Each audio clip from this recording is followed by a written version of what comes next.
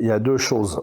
Il ne faut pas croire que parce qu'on casse le raffinage en France, qu'on baisse le niveau de consommation des produits pétroliers, etc.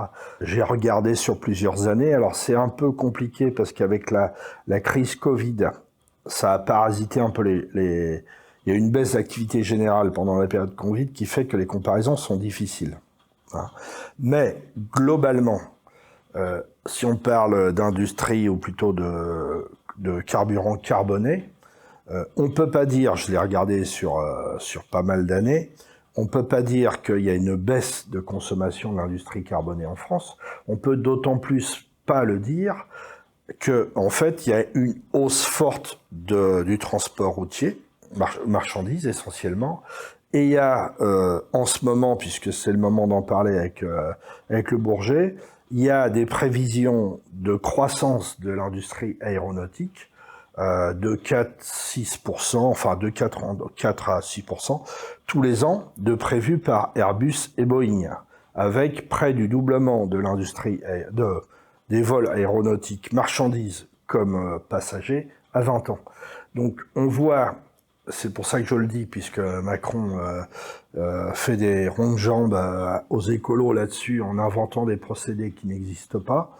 On voit que en ce qui concerne la part de carburant qui est issue du pétrole, ce qu'on va regarder quand on observe les chiffres, c'est surtout plus d'importations. Et bon, on a fermé des raffineries, on a des raffineries qui sont à moitié fermées, comme celle de Grand Puy et de la Mède, enfin de Martigues, à côté de Marseille, où on nous invente, alors par exemple, raffiner de l'huile de palme à Martigues, en tout cas, nous on dit que c'est pas la solution. Transformer les huiles de friture à la raffinerie de Grand Puy pour soi-disant faire un carburant vert, c'est vraiment se foutre de la gueule du monde. Je le dis puisque c'est ce que Macron a dit ces jours-ci au Bourget, pour deux raisons. D'abord, ça veut pas dire que ça pollue pas. Ensuite, l'huile de friture, on n'est même pas capable d'en mettre 1% dans le carburant, de toute façon. Donc là, on est sur de l'esbrouf. Par contre, ce qui est vrai, c'est que les raffineries françaises, on en a fermé à peu près la moitié en 20 ans. Donc on est aujourd'hui, par exemple, si je prends l'exemple du gasoil, ce qui pose en plus un problème avec les Russes, c'est qu'on est à plus de 50% d'importation de gasoil, donc de produits finis, en France. Quand je dis que ça pose un problème avec les Russes, parce que ça venait essentiellement, je ne sais plus trop où on en est aujourd'hui, de Russie. Donc l'indépendance énergétique de la France, on a ce souci-là. On a aussi le fait qu'il ne faut pas oublier, ça on l'oublie souvent, c'est que le pétrole n'est pas exclusivement une question de carburant. Donc c'est toute la base pour la pétrochimie.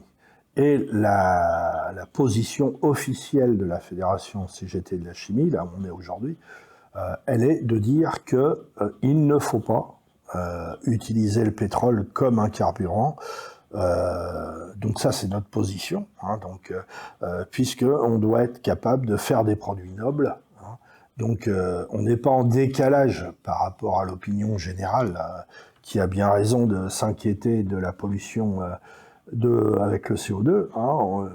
Nous, ce qu'on dit, c'est qu'on doit faire mieux, en particulier avec le pétrole, en tout cas avec le pétrole, oui, issu des gisements. On doit pouvoir trouver pour demain à faire une industrie propre et qu'effectivement la question des moteurs thermiques tels qu'on les connaît aujourd'hui, il faut y mettre fin.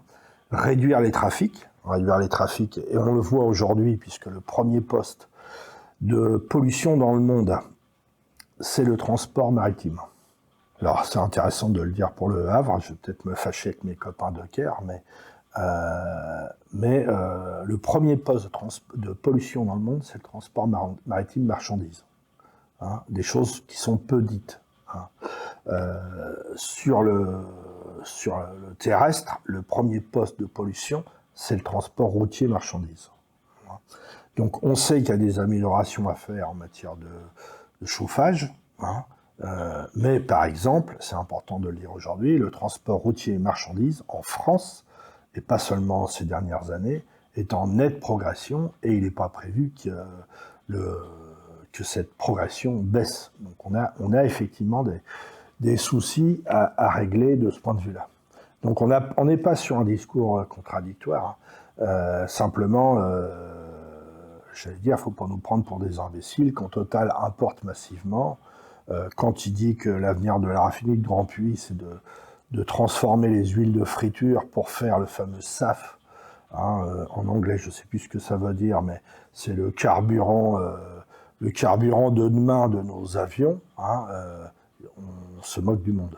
Il faut savoir, par exemple, je prends cet exemple-là parce que je trouve le syndicat CGT de Martigues extrêmement courageux, que Total ne leur propose uniquement que de raffiner de l'huile de palme, ce qui est une aberration sur le plan écologique, et que le syndicat CGT a le courage de dire que c'est une aberration et qu'il faut faire autre chose, alors que la direction Total ne leur propose rien d'autre.